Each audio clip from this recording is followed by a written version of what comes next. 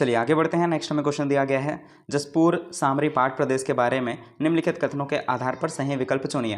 पहला दिया गया है, इसके अधिकांश भाग में आग्नेय शैल है, तो ये जो पॉइंट है वो एकदम करेक्ट है।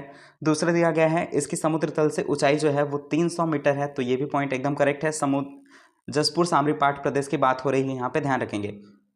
यह समतल शिखर वाले समतल प्रायः मैदान है, तो ये पॉइंट जो है वो गलत हो जाएगा, क्योंकि जसपुर सामरी पाठ जो है उसकी आकृति जो है वो सीढ़ी नुमा है, वो आपको ध्यान में रखना है। चौथा पॉइंट दिया गया है, जसपुर जिले में मैनी नदी के उत्तर का समस्त भूभाग जसपुर पाठ है, इसे ऊपर घाट भी कहते हैं, तो ये जो पॉइंट है वो करेक्ट है। इस प्रकार पहला, दूसरा और चौथा हमारा करेक्ट आंसर हो जाएगा।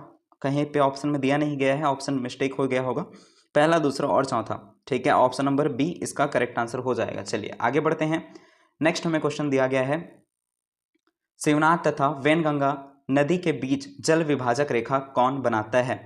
तो आप सभी को पता होगा, इंपॉर्टेंट क्वेश्चन है, इसका आंसर जो है वो हो जाएगा ऑप्शन नंबर ए, ठीक है, मैकल श्रेणी। मैकल श्रेणी शिवनाथ तथा वैनगंगा नदी के बीच जल विभाजक रेखा बनाता है।